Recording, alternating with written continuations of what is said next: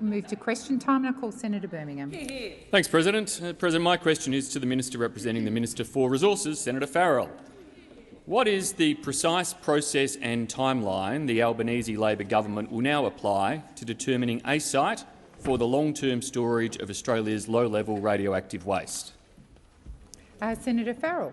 Thank you, President, and thank Senator Birmingham for his question. As he will know, the difficult issue of finding a site for holding particularly low-level nuclear waste has been a perplexing issue for a very, very long period of time.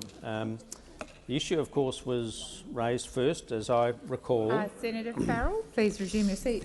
Senator Birmingham.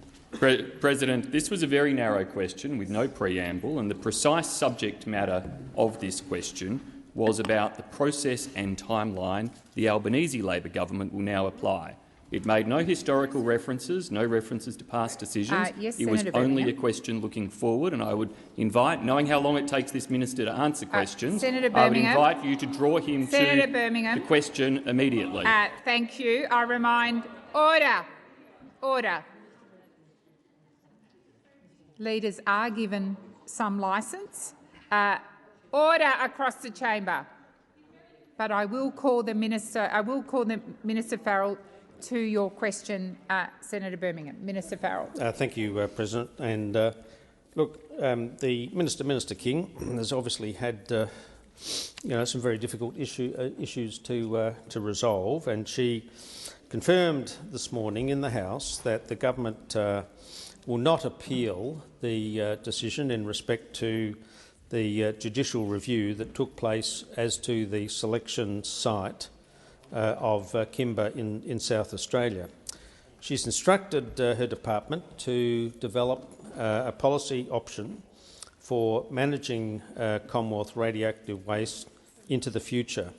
And this policy development is ongoing. Minister King said she... Well, you didn't fix it. I mean, all those 9 years, Senator Birmingham, you had an opportunity to fix it and you did not. You didn't fix the problem and you've left it to us to fix. Madeleine King. Senator Farrell, order. I'm waiting for silence before I call the minister. Minister Farrell. Madeleine King has been left with the job like so many other issues. Minister Farrell, resume your seat. Order.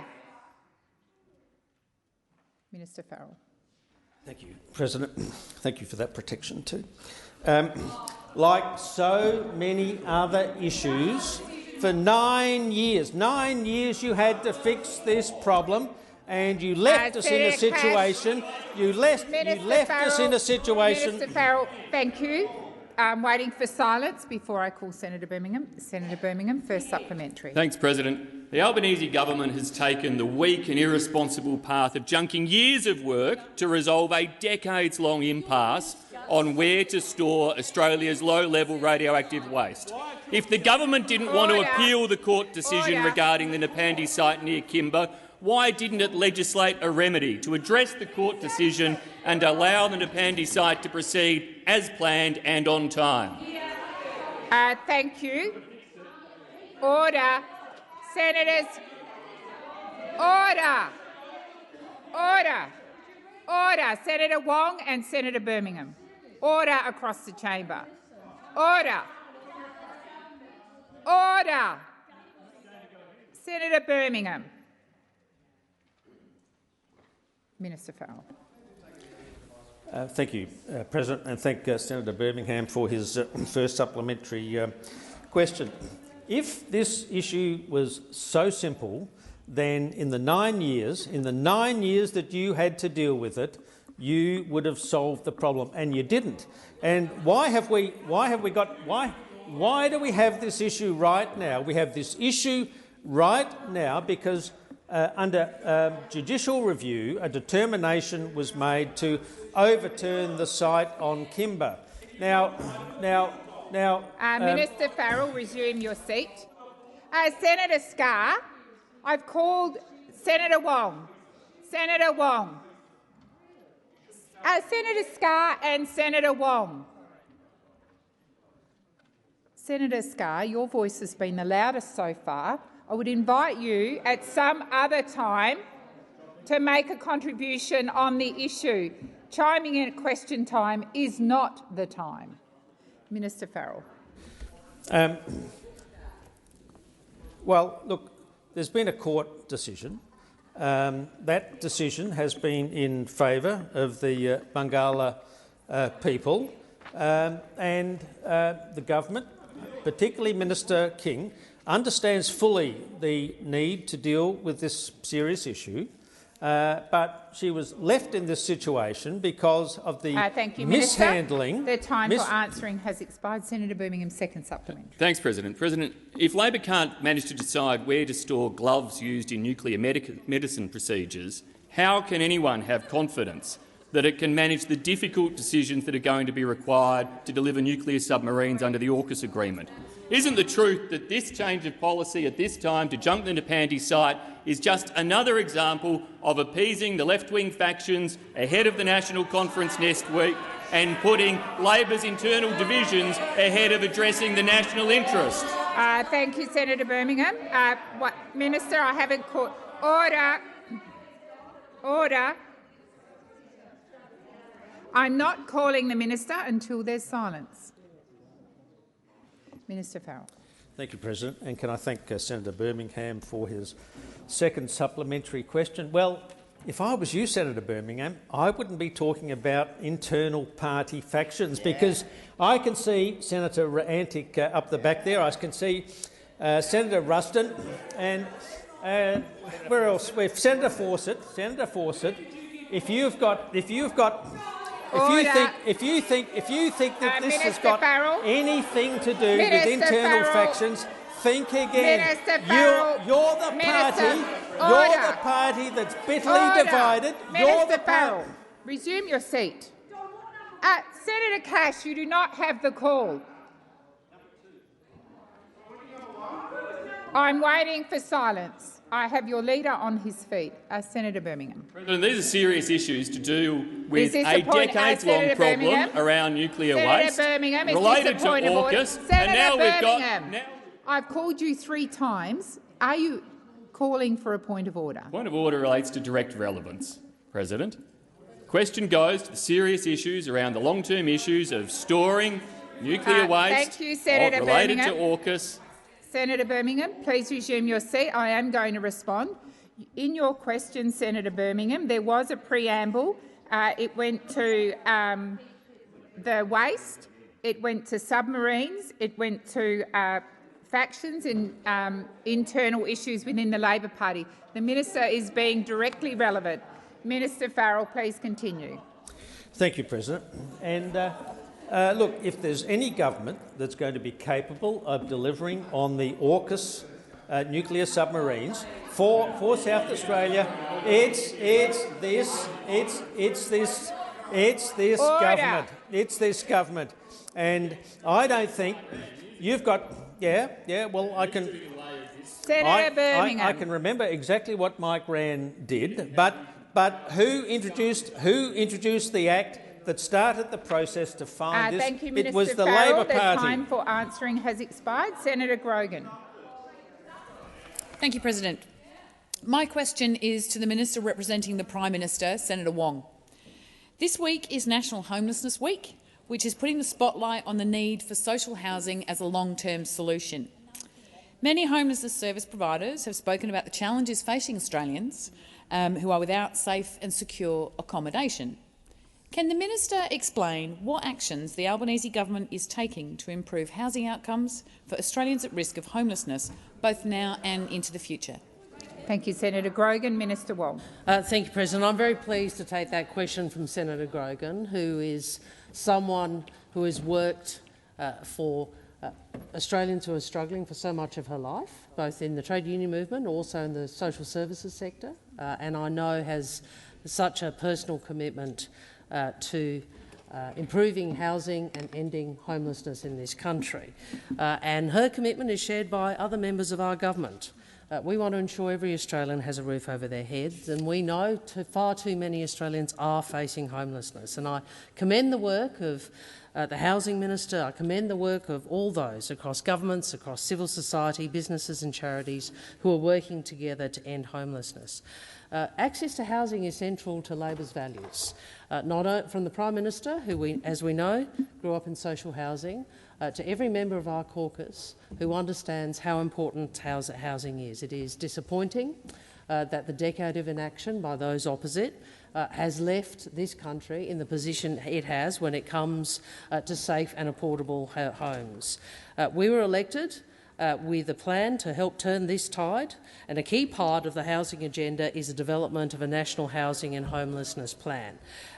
Following the launch of the issues paper this week, public and stakeholders are invited to share their experiences, their expertise. And by working together, we can ensure the plan will set out a shared national vision and strategy for how we can together better support those in need. We want to hear from as many people and organisations as possible. I welcome comments like the Property Council, who said the federal government are leaning into the challenge. I welcome the comments from the Liberal government in Tasmania, who said we welcome the National Housing and Homeless Plan issues paper released today to mark the start of Homelessness Week. We are committed to improving outcomes for Australians facing homelessness. Thank you, Minister Wong. The time for answering has expired. Senator Grogan, first supplementary. That's great to hear that the Housing and Homelessness Plan is out for consultation and people can have their say about this critical issue. Yesterday, the Prime Minister said that there had been very positive and constructive discussions with the states and territories to boost housing supply. Can the Minister explain what further actions the Albanese government is taking to improve housing outcomes for Australians? Thank you, Senator Grogan. Minister Wong, first supplementary. Thank you, President. As Senator Grogan would be aware, we are pursuing a comprehensive set of measures to improve the availability of housing in this country. This includes an investment of $2 billion in social housing and reintroducing the $10 billion Housing Australia Future Fund, along with more than $500 million in investment in social and affordable rental homes through the National Housing Infrastructure Facility. If I can go back to the $2 billion that I referenced earlier, the Social Housing Accelerator payment is a payment to the state and territory governments. It will create thousands of rental homes for Australians on social housing waiting lists. Next week, the Prime Minister will be meeting with First Ministers to have positive and constructive discussions. And our priority for this meeting is very clear. It's about increasing housing supply and housing affordability across this country. National Cabinet will be considering ways to improve planning and renters' rights. After a wasted decade, we don't want to waste a day. Thank you, Minister Wong. Senator Grogan, second supplementary. Thank you. I thank the Minister. That certainly sounds like some progress is finally being made. Can the Minister provide an update on the crisis and transitional accommodation support that the Albanese government's ambitious housing reform agenda will provide, and also advise the Senate about any risks that there may be to the government's plan? Thank you, Senator Grogan. Minister Wong. Well, we know that the housing crisis that Australians are struggling with was as a consequence of those opposite neglecting this area of policy, and in particular neglecting those most in need. And I would invite the opposition to put people before politics, not politics before people. And we would invite them to stop playing games with the Housing Australia Future Fund. In its 5 first years, this fund will deliver 20,000 social housing properties, 4,000 properties for women and children fleeing domestic violence and older women who are at risk of homelessness, $100 million for crisis and transitional housing for women and children, and $30 million to build more housing for veterans experiencing or at risk of homelessness. So we're talking about families fleeing domestic violence, we're talking about older women who are at risk of homelessness, we're talking about crisis housing and housing for veterans. And we would say to the opposition, you should put people before politics. Thank you, Minister Wong. The time has expired. Senator Cadell. Thank you, President. My question is to the Minister representing the Prime Minister, Senator Wong.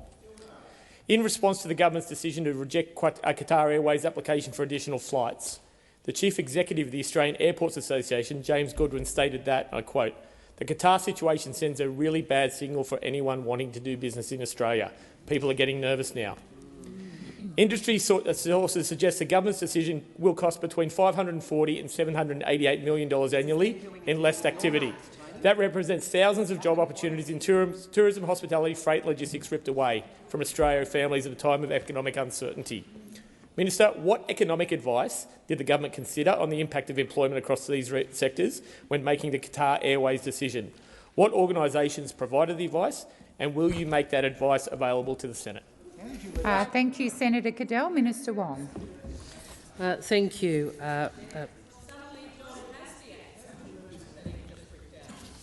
Senator McKenzie, I'm waiting for silence before I call the minister again. Minister Wong. Thank you, President. I thank the senator for his question, and I think the decision in question, obviously, from recollection, is a decision of Minister Catherine King, obviously not the Prime Minister, but I'm happy to take the question, notwithstanding the fact of that decision. The government is committed to continuing the growth of Australia's international air services, providing additional support opportunities for trade and tourism whilst maintaining a strong Australian-based aviation sector. I understand that the government has decided not to approve the Qatar Civil Aviation Authority request for additional services at this time. I am also advised that we've got about over 100 air services agreements with other countries, and will be seeking bilateral negotiations with other key international priority markets over the next year. Obviously, these decisions are considered when such decisions are made. Obviously, there are a range of factors which are considered in determining whether an expansion of bilateral air rights is in Australia's national interest. I would make the point that Senator Farrell has made that international... Minister Wong, please resume your seat. Senator Birmingham.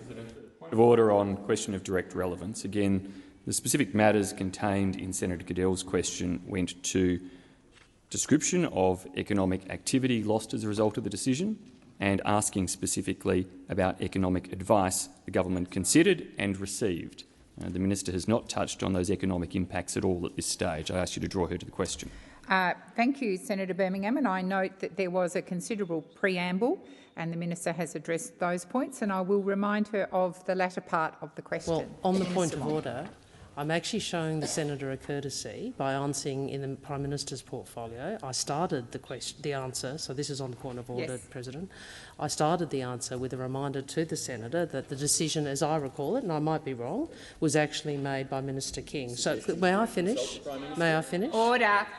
Order. All right, if you want to talk, maybe would you like to talk? Senators, order. Order. Please resume your seat. Yes, Minister Wong. ought to show a degree of courtesy to Senator Cadell. It is not a decision. He's asking details about a decision that is made in another portfolio, and I'm seeking to respond as best I can on the broader policy point. Thank you, Minister Wong. I note that you did make that immediate point when you stood to answer the question. Senator Cadell, are you on a point of order, or I'm not sure if Minister Wong has finished her contribution. Thank you.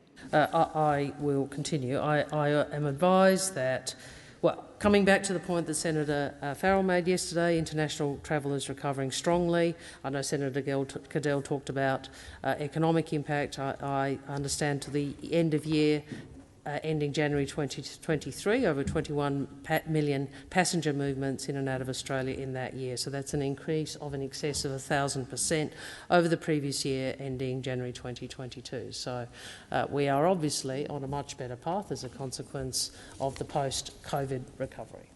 Thank you, Minister Wong. Senator Cadell, first supplementary. Thank you, President. What economic advice did the Prime Minister consider on the impact of national economic growth and to high-value export industries, including the farming sector, when making the Qatar Airways decision? Will the minister table that economic advice to the Prime Minister or Cabinet to the Senate? Thank you, Senator Cadell. Minister Wong. Well, I don't think any minister tables anything that's gone to Cabinet, but I'll again try and do you the courtesy of response and the Prime Minister's focus on the strength of the Australian economy, of making sure we do, in the face of some challenging economic circumstances globally, we are very focused on ensuring we maximise Australia's growth, maximise the benefit to Australians of that economic growth. I'm asked about international issues. Obviously, one of the reasons we have worked very hard to stabilise the relationship with China is we recognise that it is important for us to seek to have those trade impediments removed, which is of benefit to the Australian economy. In relation to the question asked, I again remind the senator, as I understand it, no one's gainsayed me, this is the decision under legislation is Minister Catherine King's. Thank you, Minister. The time for answering has expired. Senator Cadell, second supplementary. The government has been unable to or unwilling to justify the specific reasons for the decision to reject Qatar Airways for the additional flights. Can the minister assure the Senate that neither the Prime Minister nor the Minister for Infrastructure, Transport, Regional Development and Local Government had any meetings or discussions with any major domestic carrier about the Qatar application prior to making the decision on Qatar Airways, and specifically what role did the PM play in the decision, if any? Thank you, Senator Cadell. Minister Wong. Well, again, I think the decision is made, is legislative, statutorily the decision for Minister King. But Minister Wong, please resume your seat. Senator McKenzie. And the minister did say but as soon as I stood up. So I was just going to say we don't need to know. We know who has the statutory responsibility. Our question has continually been what role did the Prime Minister play and what role did Qantas lobbying play in the government's decision? Senator McKenzie, I'll remind you that Senator Cadell's question did reference, along with the Prime Minister, the Infrastructure Minister. Minister Wong, please continue. well, I think the decision, the question asks for a range of matters that are within the decision-making purview of Minister Catherine King. As I have said to you, Senator, there are obviously national interest considerations that any minister takes into account. In terms of meetings, I think anybody in this place knows that the aviation sector is not backward in coming forward in putting their view to all senators and members, and I would be surprised if most people in this place at some point have not had a view put to us by various parts of the aviation sector. I didn't actually go to the to the event, but I understand. Senator Colbeck. But I would make the point that the aviation industry is an industry that is very clear about its views. Thank you, Minister. The time for answering has expired. Senator Waters. Thanks, President. My question is to the Minister representing the Prime Minister, Senator Wong. Public trust in our democracy is at an all-time low, and the community feel less and less confident that their representatives represent them as opposed to political donors. The Big Four consultancy firms donated more than $4.3 million to both sides of politics over the last 10 years, and they secured $8 billion in government contracts over that same time period, work that could and should be done by a strong independent public service. Polling this week found that there is an overwhelming national support, including from 70% of Labor voters, for a ban on political donations from any organisation that receives funding from government contracts. When will the government listen to the majority of its voters and ban donations from organisations seeking or holding government contracts? Thank you, Senator Waters. Minister Wong. Thank you. Thank you. And again, I'm happy to take the question, but and I'm very pleased you like asking me questions. But this is obviously within Senator Farrell's portfolio as the Special Minister of State. But I will do my best to respond. I will do my best to respond to you, Senator Waters. You are correct. I think people have been appalled by some of the reports that we have had about the behaviour of some of those firms. And senators have rightly, including Senator O'Neill and others, have rightly made comment about that. In relation to a comment about the public service, I think Senator Gallagher, as Minister for Finance and for the Public Service, is working very hard to strengthen the public service, to because we do share the view you've put about the importance of a capable and independent public service. In relation to the political donation point, I understand the JSCEM, the Joint Standing Committee on Electoral Reform, provided an interim report. It has recommended introducing real-time disclosure of political donations and lowering the disclosure threshold. I understand that this report is something that Senator Farrell will be and is discussing with all parties represented in this place, and I hope that we can see appropriate reforms arising out of the JSCEM report that are capable of being supported by parties across this chamber, because I agree with you, donations do go to the both perceived and actual, the perceived integrity of the democracy and of voting. And we saw, particularly in the last election, some very large donations from some individuals obviously had Thank you, effect. Minister. The time for answering has expired. Senator Waters, first supplementary. Thanks, President. Gas Corporation Tamboran Resources, who want to open up the Beetaloo Basin, which would be a climate bomb, donated $200,000 to both big parties in 2021-22. In that same financial year, Tamboran received a grant of $7.5 million of public money for natural gas exploration at the Beetaloo. The Greens attempted to disallow that, but both big parties backed it in. When will the government end the perception of being for sale by banning political donations from organisations seeking government grants? Minister Wong. Well, again, I would urge Senator Waters to recall that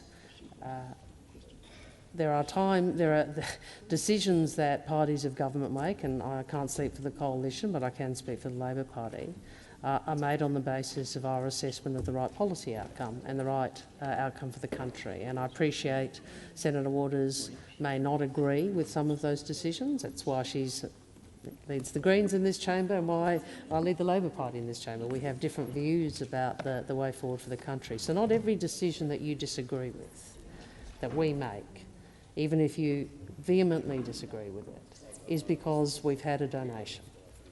And I think the implication that in fact, sometimes the accusation from the Greens that suggests that is wrong. But I do agree that a system of a more transparent and accountable system in our of donations is a good thing. The time for answering has expired. Senator Waters, second supplementary. Thanks, President. Donations to political parties shouldn't be able to buy government contracts or grants, and nor should they be able to buy environmental approvals. Adani and its subsidiaries donated $250,000 to the coalition in the same year as it received its final environmental approvals for its mega mine. When will the government ban political donations from corporations seeking environmental approval? Thank you, Senator Waters. Minister Wong. Well, again, I'd refer to my previous answer, and I would make the point, although far be it for me to defend decisions a coalition made, but obviously there is the EPBC Act provides the Minister of the Day with a statutory obligations and a discretion. That is why the context in which decisions are made.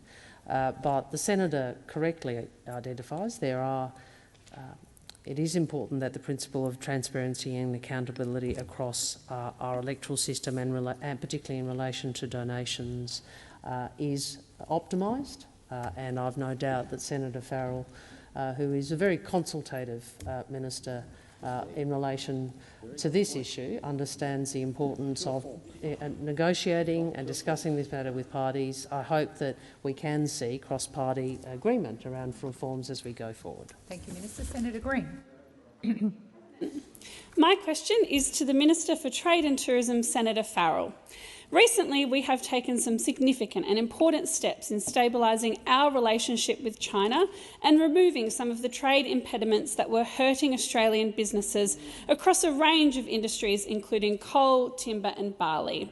In regions like tropical North Queensland, the slow return of visitors from China has held back the full recovery of the region's tourism industry. Can the minister please update the Senate on any progress towards the recovery of Chinese tourism to Australia, particularly the regions? Thank you, Senator Green. I'm just waiting for order across the chamber. Order. Order. Minister Farrell. President. Can I thank Senator Green for her question? And I note that she's a very passionate supporter of the tourism industry in the tropical north of Queensland and indeed right across the Sunshine State. And of course it's been an eventful week on the trade front. As a result of the hard work by the government and industry, Australian barley growers can now re-enter the Chinese market. And it's good news for obviously our agricultural sector, but equally good news for Chinese beer drinkers. But that is not all. About 5 minutes ago, the Chinese government has announced Australia's re-inclusion on the improved destination status outbound group travel scheme known as ADS. Minister Farrell. ADS. Minister Farrell, please resume your seat. Order. Senator Watt, slapping the desk is particularly disorderly. Order. Order. Minister Farrell. Thank you. Thank you. This is very welcome news to our tourism industry because it means group tours from China will soon be returning to Australia in great numbers. Based on the pre-pandemic trends, this means hundreds of thousands of additional visitors each year who will collectively spend more than $500 million each year in Australia. The Chinese government suspended the ADS scheme globally in late 2020 as the COVID-19 pandemic took hold. Until now, Australia has not been re-included in China's list of approved I know you don't like this news. I know you don't like this good news for Queensland Senator Canavan, but I'm going to tell you anyway. Until now, Australia had not been re-included in China's list of approved destinations for a pilot resumption of the ADS. So we welcome our inclusion and we welcome Chinese group tours visitors back to Australia, including in Queensland, where you come from, Senator Canavan. China's inclusion of the Australia in its ADS scheme. Mr. Farrell, thank you. Order. Senator Canavan and Senator Watt. Senator Farrell, I remind you when you're answering to direct your comments to the chair. Order. Senator Green, first supplementary. Thank you, President. That is fantastic news for tourism, particularly in regional Queensland. Can the minister outline for the Senate the value of what the Chinese market to Australia's visitor economy and what further recovery of visitation from China will mean for Australian tourism businesses? Thank you, Senator Green. Minister Farrell. Thank you, President, and I thank Senator Green for her first supplementary question. And yes, I can give you an answer to that question because pre-pandemic, China was Australia's largest and most valuable inbound tourism market. In 2019, Australia received nearly 1.5 million short-term visitors from China. More than 250,000 of them were holiday makers who travelled to Australia on the ADS scheme. Those ADS travellers spent more than $500 million across Australia in 2019. The return of Chinese group tour travellers is particularly important in certain regions, and this includes tropical North Queensland. Did you hear that, Senator Canavan? Tropical North Queensland, and for some of our most iconic tourism drawcards. For example, Sydney Opera House previously received large numbers of ADS travellers. Minister, the time for answering has expired. We'll wait for silence before I call Senator Green. Senator Colbeck. Order. Order. Order. Senator Green, second supplementary. Thank you, President. Order. Order. Senator Green, please continue. Thanks, President. The mind boggles why anyone would oppose such fantastic news. Can the minister update the Senate on what the government has been doing to ensure demand for an Australian holiday remained high in China during the suspension of the scheme? Order. Order across the chamber. Order. Senator Canavan, I've called you a number of times, as I have you, Senator Colbeck. Senator Green, had you finished the question? Okay, Minister Farrell. Thank you, President, and thank Senator Green for her second supplementary question. The global Come and Say G'day campaign was officially launched in China by Tourism Australia on the 29th of June 2023. Minister, please resume your seat. Senator Ayres and Senator Canavan, those interjections across the chamber are disorderly. The minister is speaking. Minister, please continue. Yeah, well, thank you, President. Senator Canavan obviously doesn't like good news in the tourism industry, but in just over a month since it was launched in China, Minister Farrell, please resume your seat. Senator Canavan. Minister, please continue. So in just over a month since it was launched in China, there have been 66 million views of the short film and more than 1,350 media reports and around $22 million in earned advertising value. Following China's announcement today, the Australian government can prioritise the steps needed to facilitate the return of ADS travellers from China as soon as possible. The Australian tourism industry is passionate, resilient and hard-working, unlike the Coalition. Today's announcement will be welcomed by the industry as they continue to build the ongoing recovery of the sector. Expired. Senator Thorpe. Thank you, President. My question is for the Minister representing the Minister for Industry and Science, Minister Farrell.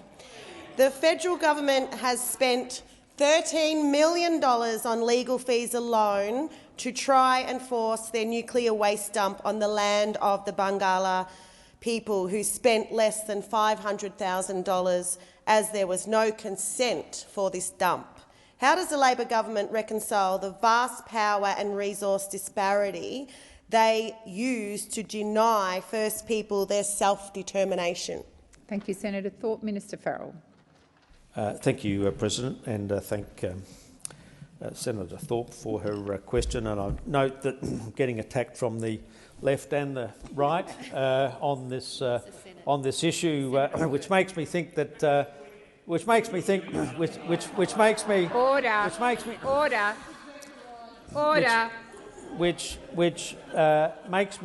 that Madeleine King, the Resources Minister, is treading down the right path here. Obviously, the extent to which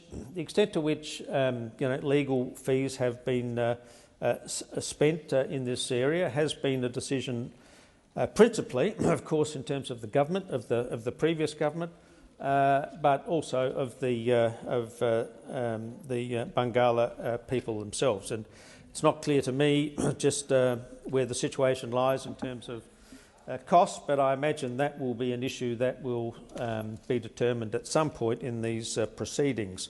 We've got an important issue here, Senator, dealing with the issue of low-level waste. Has been a difficult and Minister important. Farrell, please resume your seat. Senator Thorpe. On relevance, point of order on relevance, President. My question was about the disparity the government are using to deny First People their self-determination. And your question also went to legal fees. I think the minister is being relevant, but I'll continue to listen carefully. Senator Thorpe. Minister Farrell. Well, I think it's worth noting that in the previous parliament, it was the decision of the Labor Party to allow the judicial review process to be incorporated into the Kimber proposal. That's led to the ability of the Bangala people to make this challenge on this occasion, which obviously has been a successful challenge. But I do make this point. There's lots of low-level nuclear waste. Thank you, Minister. The time for answering has expired. Senator Thorpe, first supplementary. Thank you, President. What will your government's next steps be in pursuing a national radioactive waste dump?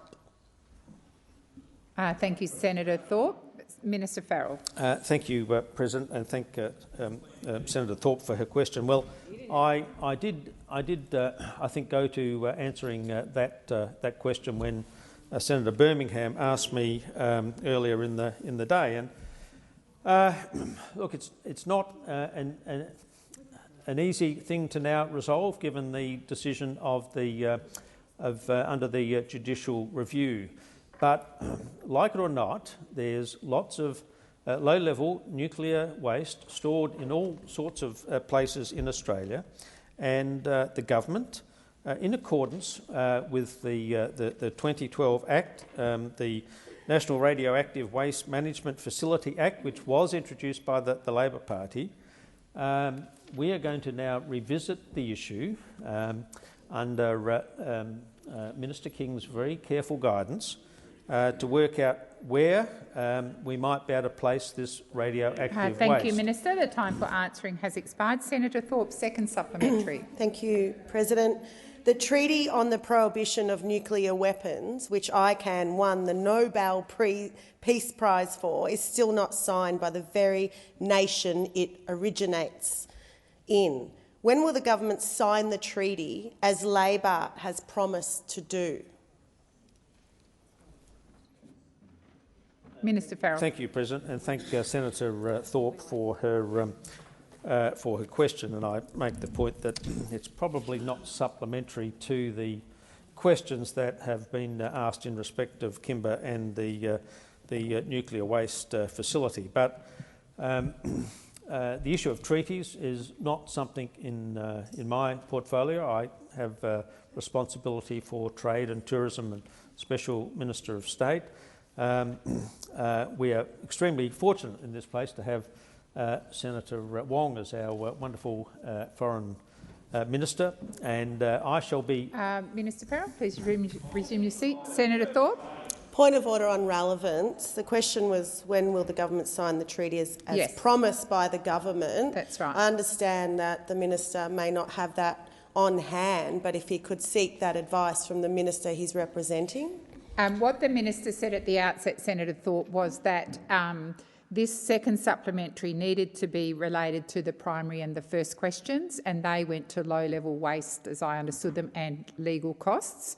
So the third question, I would agree with the minister, is not related to the other two. He has been answering it, so this is really an invitation to the minister to answer the question, because it's not a supplementary in the true meaning of a supplementary. Minister.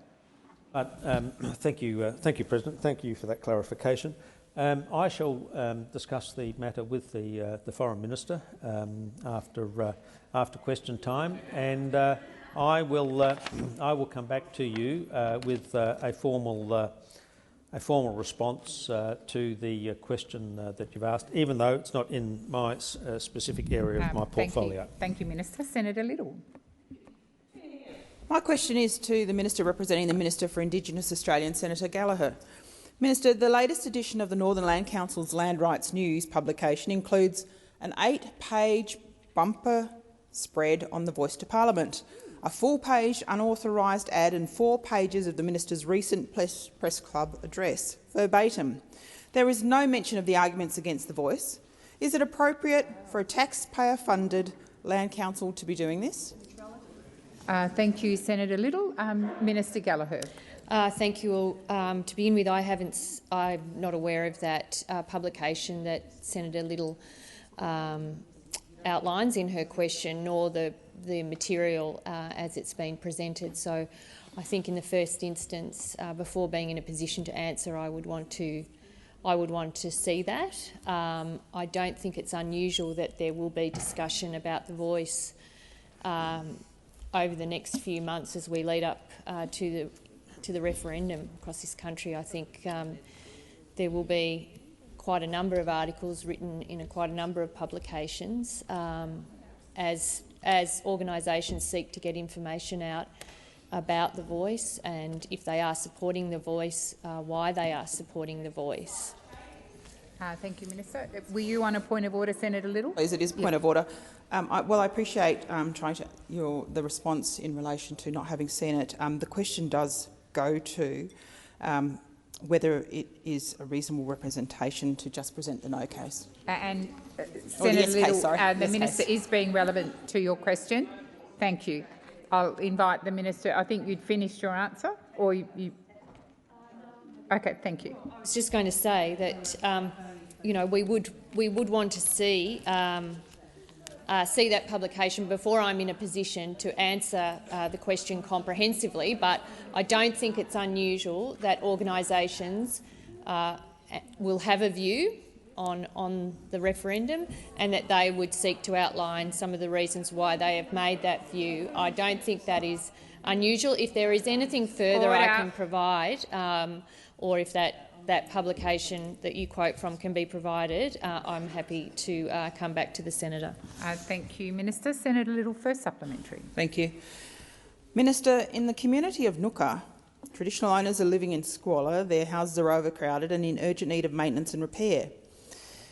They've also been lobbying the NLC to focus on their issues. Is it the role of the Northern Land Council to help them? But why is the NLC not listening to their voices?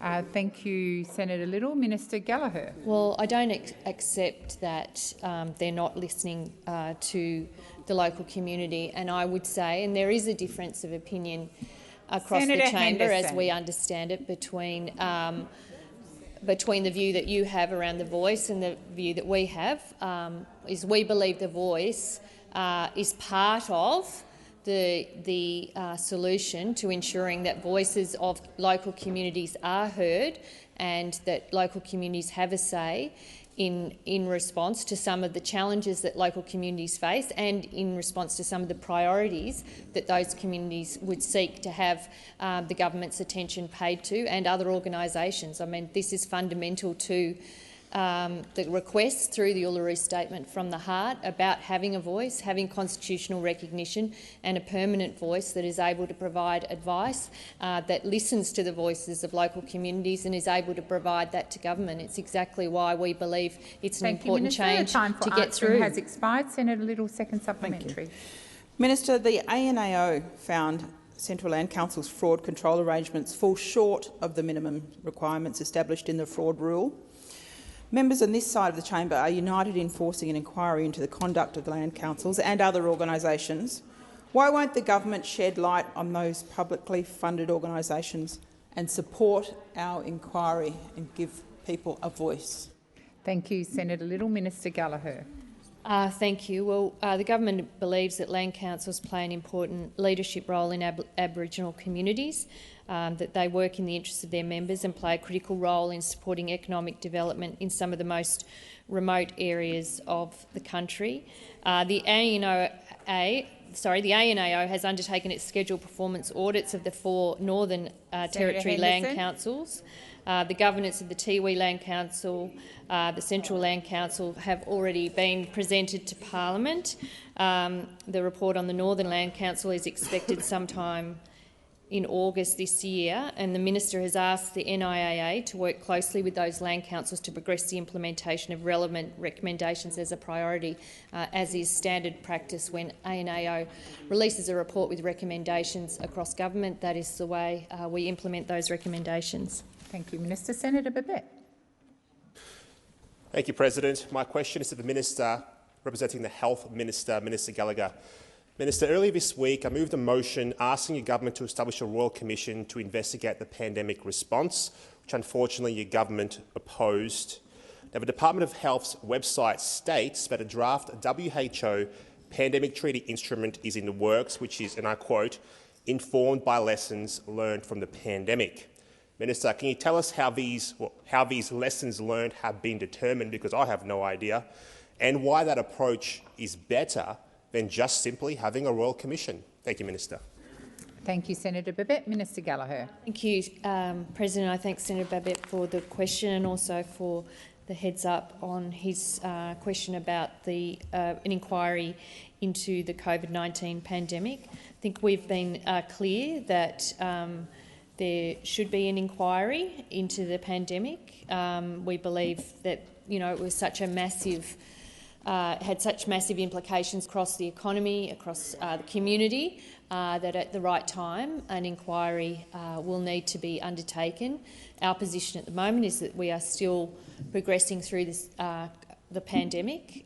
People are still becoming unwell and management plans are still in place. And so that remains the government's focus, to ensure that we are responding to that appropriately. But we also do believe there needs to be an inquiry.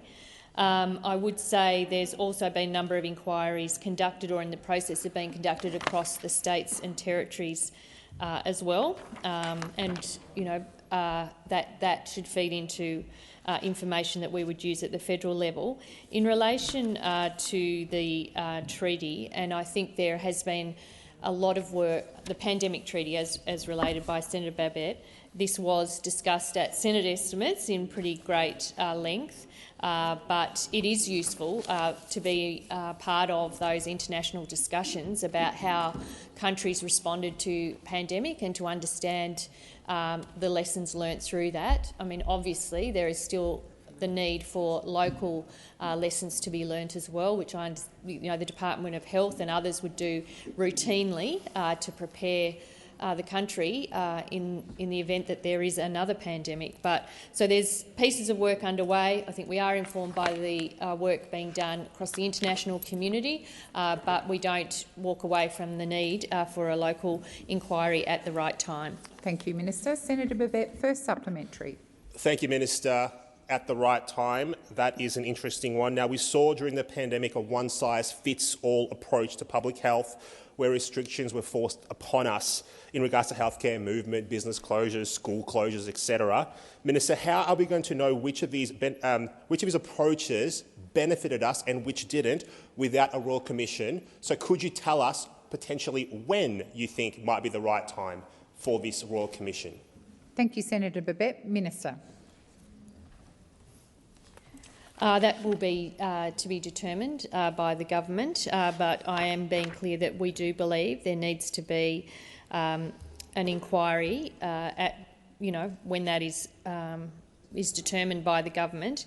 The government made an election commitment to create a Centre for Disease Control as well, which has been funded in the budget. And that the purpose of that was we didn't have one. We believed it was a gap in our pandemic response, but at the Australian Centre for Disease Control is being created to ensure that we are prepared and undertake the necessary planning and other work with a focus on preventing or managing pandemic risks, but also providing that advice to government.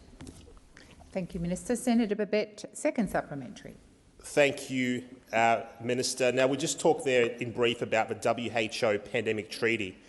I'd like to elaborate on that a little bit if we can. Now, will the WHO, will they potentially take the reins if we have another pandemic? I'm very concerned about this treaty, Minister. If you can shed some light on that, that'd be great. Thank you. Thank you, Senator Babet. Minister Gallagher. Thank you. And this was raised at Senate estimates, where a number of questions were asked to the Department of Health, and it was made clear that Australia would retain sovereignty regarding public health policies, and that the WHO has no legal authority to force countries to accept any of its recommendations and is only really there to provide aid and assistance at members' request. Australia would retain our powers to make decisions on our own borders and on our own public health and social measures. So I think that should give people the assurance that it's Australia and Australia's response that will guide future planning and future responses to disease outbreaks. But there is a use and a purpose behind being able to access information and learnings from the international community, which is represented through that World Health Organisation. Thank you. Senator Payman. Thank you, Chair. Thank you, President. My question is to the Minister representing the Minister for Health, Senator Gallagher. Today, in a move that speaks volumes about their priorities, the Coalition have tried to deny Australians access to the Albanese government's 60-day dispensing policy at a time when Australians are already grappling Senator Payman, with this escalation. Senator Payman, please resume your seat. Order. Order. Order. Senator Payman, please continue. Senator Farrell. Senator Payman, please be given the opportunity to restate her question. Yes, certainly. Senator Payman, please start again. Thank you, Senator Farrell. My question is to the Minister representing the Minister for Health, Senator Gallagher. Today, in a move that speaks volumes about their priorities, the Coalition have tried to deny Australians access to the Albanese government's 60-day dispensing policy. At a time when Australians are already grappling with escalating cost of living pressures, how would this have exacerbated the financial strain on families and individuals who rely on these essential medicines? Can the Minister articulate the real-world consequences of the millions of Australians living with chronic conditions? Thank you. Senator Payman, Minister.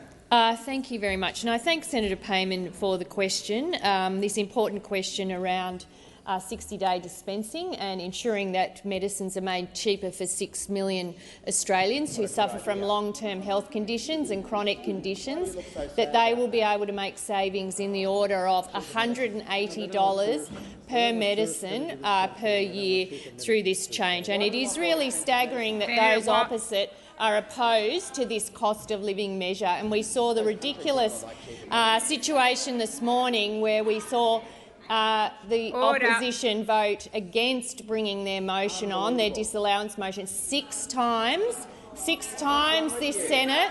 6 times this Senate. Minister Gallagher, please. Order. Order. Order. Senator Henderson, Senator Hughes, Senator Davey. Order. Minister, please continue. Thank you. 6 times we saw that rabble over there vote against their motion, their own motion. 6 times they voted to keep medicines higher for longer for 6 million Australians, and then pretend that they have an interest in addressing cost of living measures. This is an important cost of living measure that will save hundreds of dollars per medicine for those who have long-term medication needs in this country. And then when given the room to move their disallowance— Order. Order. Senators Wong and Cash. Order. Senator Wong. Minister, please continue. And then when the Senate gives room in the program to deal with this very important motion moved by Senator Ruston, what happened? We all sat on our hands. Minister, sat on please, our hands, had Minister, nothing to say. Please resume your seat. Order. Senator McGrath and Senator Hughes. Senator Hughes. Senator Hughes, how many times do you need to be called to order? Once, I would think. Minister, please continue. So the motion now just sits there, an orphan on the notice paper, with them failing to deal with it, and they need to explain. Order. They need to explain why they are voting. Minister, please resume your seat. Order. Senator Watt, that's really unhelpful. Order across the chamber. Order across the chamber. Order. As I have reminded senators on many occasions, if you want to make a contribution, do it at some other time in the sitting calendar. Minister, please continue. Thank you. And those opposite need to explain to those 6 million Australians that will benefit from this change why they want medicines to get higher for longer, as they did for the 5 years they didn't deal with this when they were in government. Thank you, Minister. Senator Payman. Order. Senator Payman, first supplementary. Minister, why is it so important to have 60-day dispensing for medicines for conditions such as cardiovascular disease and osteoporosis? And can the minister inform the Senate of how much Medicare card holders and concession card holders will save with the beginning of the 60-day dispensing on 1 September? And furthermore, how would a delay have contradicted expert recommendations and gone against the overwhelming support from consumer groups and major doctors' associations for this reform? Order. I beg your pardon, Senator Hughes. Minister. Are we good? Minister. Thank you, and I thank Senator Payman for the supplementary. Well, as I outlined in my earlier answer, Medicare card holders stood to save up to $180 a year for eligible medicines that they take, and concession card holders will benefit by $43.80 per medicine per year. And I do acknowledge that every single patient, every major patient group, every single doctors group supports this measure because it's good for, from a cost of living perspective, but also, importantly, good for people's health care by having access to medicines in an affordable level and in a way that is convenient for patients. Senator Payman, second supplementary. Minister, why is it important we have 60-day dispensing for Australians living with chronic conditions including cardiovascular disease, Crohn's disease, osteoporosis, diabetes, asthma, Parkinson's disease, depression, hypertension and others? How would the Coalition's position to delay have created a missed opportunity to support those battling with chronic illnesses and to modernise a system in need of reform? Senator McGrath. Minister. Thank you very much, President. This change is important because it's going to make medicines cheaper for 6 million Australians, and we will always be on the side of cheaper medicines. Minister Wong. Mr. President, I ask that further questions be placed on notice. And